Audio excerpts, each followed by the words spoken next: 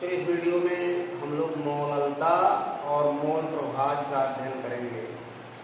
विलयन की मोललता और मोल प्रभाज। विलयन की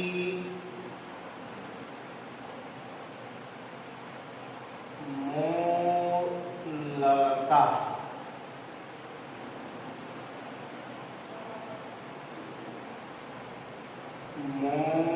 मोलैलिटी ऑफ सॉल्यूशन।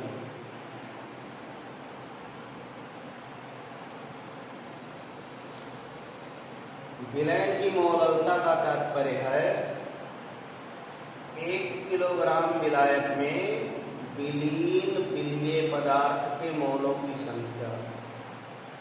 1 किलोग्राम विलायक में विलीय पदार्थ के जितने मोल घुले हों उसे उस विलयन की मोललता कहते हैं।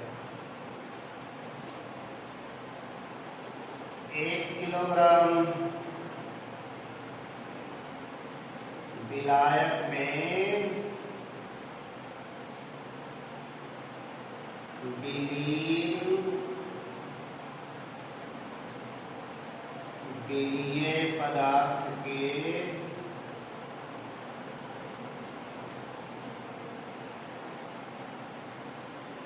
मोलों की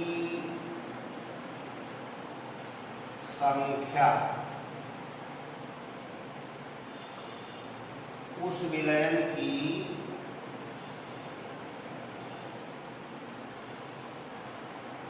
मोललता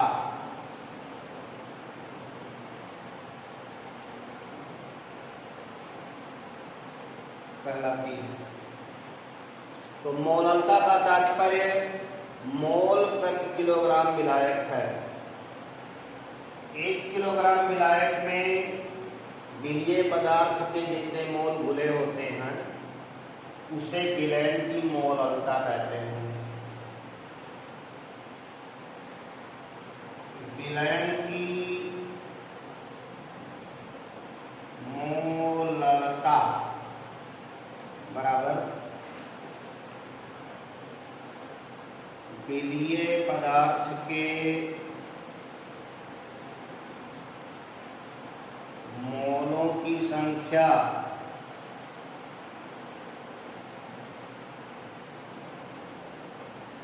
बटे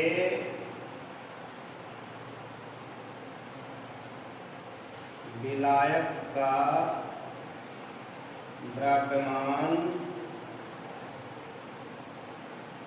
किलोग्राम में। तो मोललता विलीय के मोलों की संख्या प्रति किलोग्राम विलायक में व्यक्त की जाती है। 1 किलोग्राम विलायक में विलीय पदार्थ के जितने मोल घुले हैं उसे मोललता कहते हैं। एक बात ये ध्यान रखना है, मोललता चूंकि द्रव्यमान के संदर्भ में व्यक्त की जाती है, विलायक के द्रव्यमान के संदर्भ में व्यक्त की जाती है, इसलिए यह ताप पर निर्भर नहीं करती है। तो नोट कर लेंगे, मोललता ताप पर निर्भर नहीं करती है, क्योंकि द्रव्यमान ताप पर निर्भर नहीं करता है। तो मोललता में पदार्थ के मोलों की संख्या और विलायक का द्रव्यमान किलोग्राम, इस अनुपात को मोललता कहते हैं। जैसे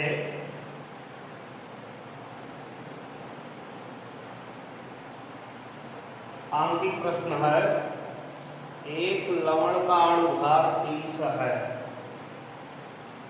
एक लवण का अणुभार 30 है। लवण की 3 ग्राम मात्रा, लवण की 3 ग्राम मात्रा 250 ग्राम जल में, 250 ग्राम जल में विलीन की गई है। इस विलयन की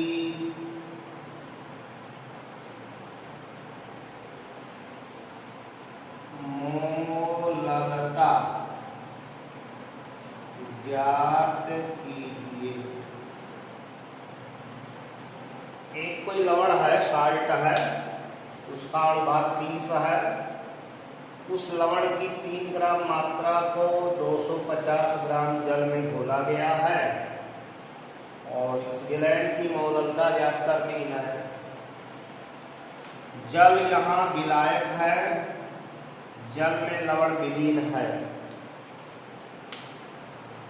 तो मोललता की गणना इस प्रकार करेंगे।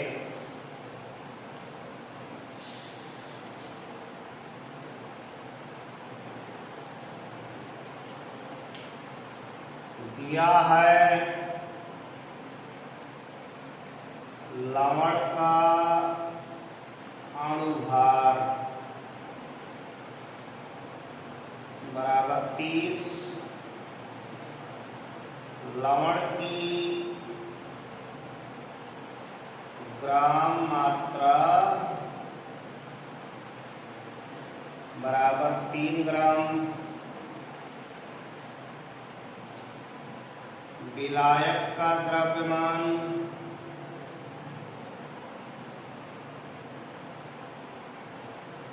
बराबर 250 ग्राम।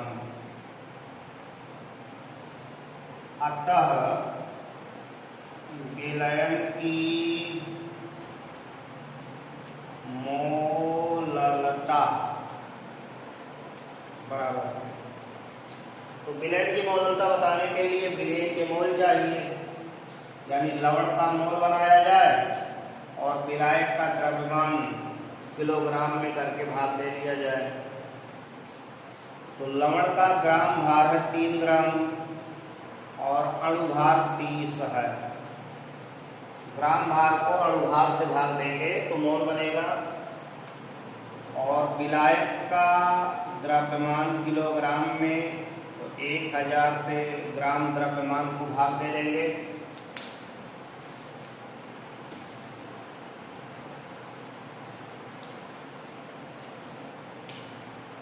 बराबर 3 गुणे 1000 बटे 30 गुणे 250, 250 चौका 1000, 3 2 30 बराबर आएगा 0.4 मोल प्रति किलोग्राम विलायक, या बराबर 0.4 मोलल।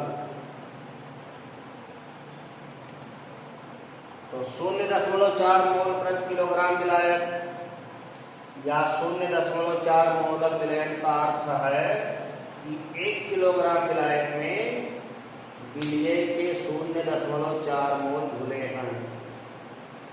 इस तरह आप मोललता की गणना कर सकते हैं।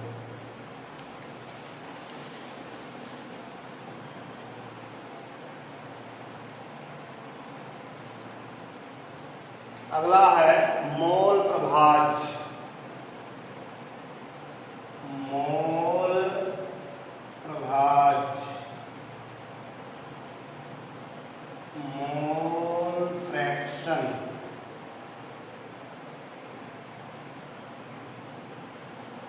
मोल प्रभाज्य मोलों का अनुपात है।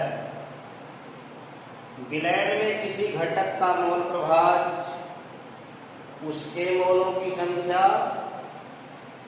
और विलयन में उपस्थित सभी घटकों के कुल मोलों की संख्या का अनुपात होता है।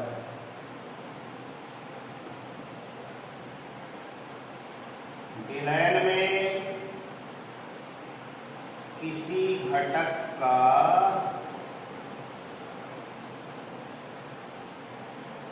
मोल प्रभाज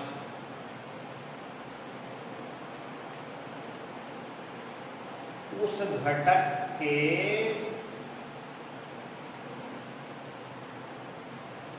मोलों की संख्या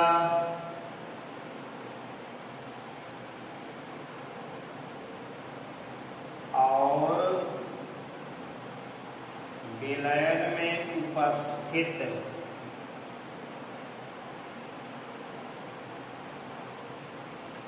सभी घटकों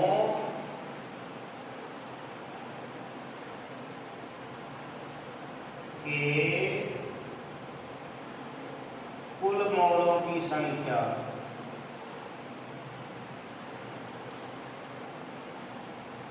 का अनुपात है। विलयन में जितने घटक हों उसमें किसी का मोल प्रभाज बताना है तो उसके मोल ऊपर और सभी घटक के मोलों की संख्या को जोड़कर उससे भाग दे देंगे। जैसे किसी द्विअंगी विलयन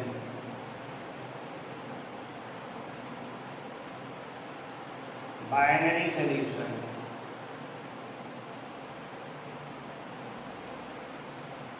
किसी द्विअंगी विलयन दो घटक वाला विलयन उसे बाइनरी सॉल्यूशन कहते हैं। किसी द्विअंगी विलयन में दो घटकों के मोलों की संख्याएं क्रमशः n1 और n2 आए तो एक द्विअंगी विलयन है उसमें दो घटक हैं और उनके मोल क्रमशः n1 और n2 हैं। तो घटक एक कंपोनेंट 1 घटक एक का मोल प्रभाज बराबर घटक 1 कंपोनेंट 1 का मोल फ्रैक्शन इक्वल टू उसके मोलों की संख्या बटे कुल मोलों की संख्या। तो पहले घटक का मोल प्रभाज होगा पहले घटक के मोलों की संख्या बटे पहले प्लस दूसरे दोनों घटकों के मोलों की कुल संख्या।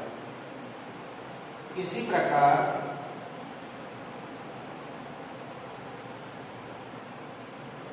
घटक 2 का मोल प्रभाज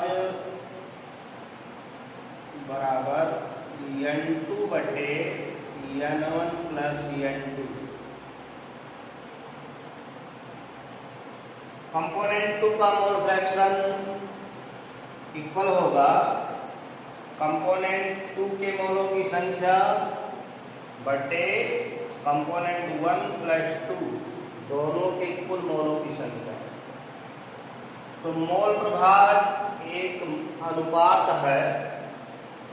जिस घटक का मोल प्रभाज ज्ञात करना है उसका मोल बटे विलयन में उपस्थित सभी घटकों के मोलों का योग। किसी विलयन में जितने घटक हैं सभी घटकों के मोल प्रभाजों का योग 1 होगा। जितने भी घटक पाए जाते हो 2, 3, 4, 5 सभी घटकों के मोल प्रभाजों का योग 1 होता है। जैसे घटक 1 कंपोनेंट 1 का मोल प्रभाज प्लस घटक 2 का मोल प्रभाज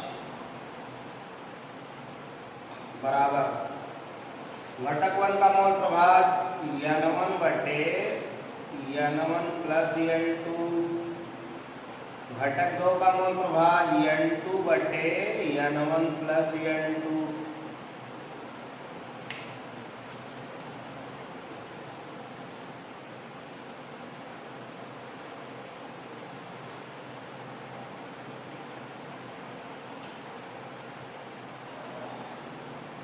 दोनों को जोड़ लेंगे तो एक आएगा, इसका लघुत्तम समापवर्तक N1 प्लस N2 है और दोनों का हर बराबर है, तो N1 प्लस N2 ऊपर भी हो गया, दोनों कट गया, एक हो गया। तो विलयन में जितने घटक हैं सबके मोल प्रभाजों का योग हमेशा एक रहेगा। अगर एक घटक का मोल प्रभाज ज्ञात हो गया तो एक में से घटा करके दूसरे का मोल प्रभाज ज्ञात किया जा सकता है। यदि विलयन द्विअंगी है तो, 2 घटक वाला है तो, और यदि विलयन में 3 घटक हैं, 3 कंपोनेंट हैं, टर्नरी विलयन है, तो 2 घटकों के मोल प्रभाज मिल जाए तो एक में से दोनों जोड़कर घटा देंगे तो तीसरे का मिल जाएगा।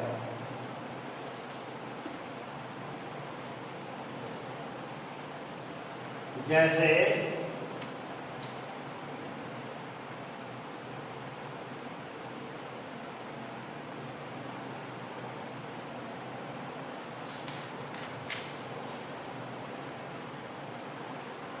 (900 ग्राम जल में एसीटोन के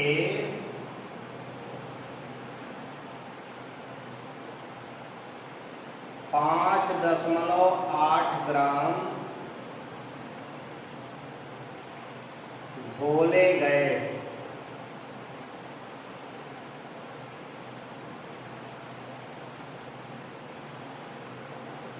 हैं दोनों घटकों का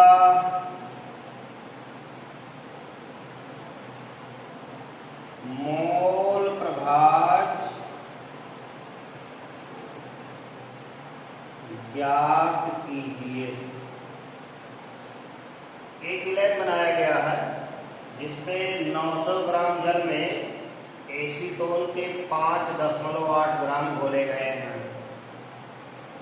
तो पहले तो आप 900 ग्राम और 5.8 ग्राम इनको मोल में बदला जाएगा।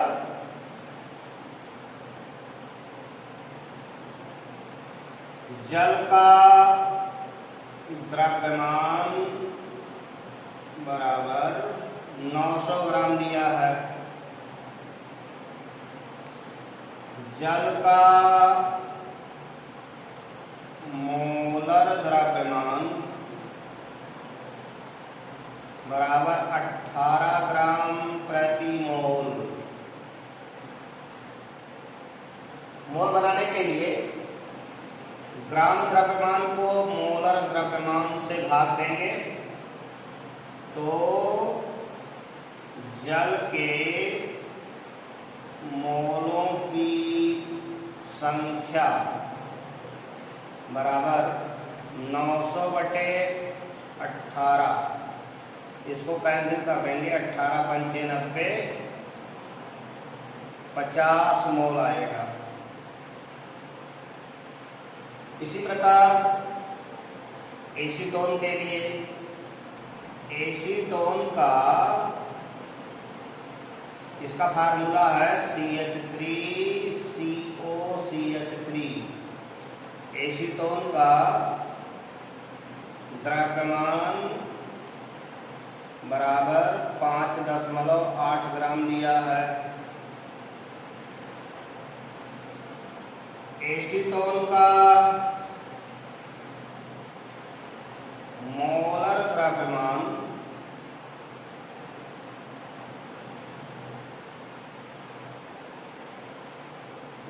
तो इसका अणुभार बताना है। एक कार्बन 12, 3 हाइड्रोजन 3, एक कार्बन 12, एक ऑक्सीजन 16, एक कार्बन 12, 3 हाइड्रोजन 3, इसको जोड़ेंगे 12, 3, 15 और 15, 12, 27, 27, 10, 37 और 6, 43, 43, 10, 53, 2, 55, 3, 58, 58 ग्राम प्रति मोल। एसीटोन का मोलर द्रव्यमान 58 ग्राम प्रति मोल है। तो एसीटोन के मोलों की संख्या बराबर 5.8/58 बराबर 0.1 मोल। तो पहले तो ग्राम द्रव्यमान को मोल बनाया जाएगा, मोल बन जाने के पश्चात मोल प्रभाव ज्ञात किया जाएगा। अतः जल का मोल प्रभाव बराबर जल के मोलों की संख्या 50 बटे जल प्लस एसीटोन, दोनों के मोल जोड़कर भाग देंगे। तो 50 धन 0.1 बराबर 50 बटे 50.1 बराबर 500 बटे 501। 501 से 500 को भाग दे देंगे।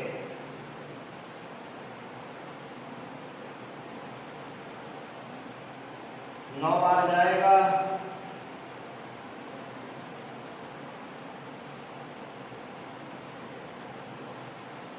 फिर 9 बार जाएगा,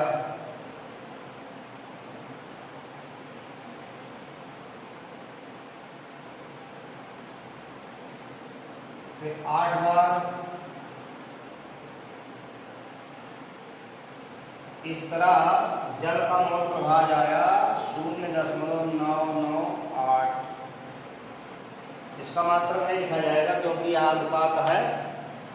तो जल का मोल प्रभाव आया 0.998।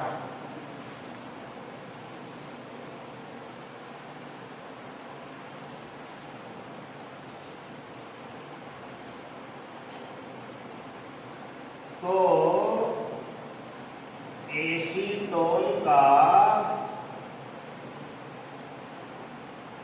मोल प्रभाव बराबर, अब दो ही घटकों से बना विलयन है इसलिए एक में से घटा दीजिए, 0.998 आएगा। 10 में से 8 गया 2, 0, 0।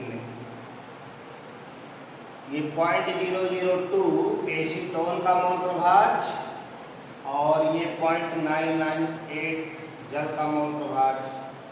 इस तरह मोल प्रभाव ज्ञात करते हैं। इस वीडियो में हम लोग इतना अध्ययन करेंगे, मोललता और मोल प्रभाव का अध्ययन किए, शेष अगले वीडियो में अध्ययन किया जाएगा। तब तक के लिए धन्यवाद।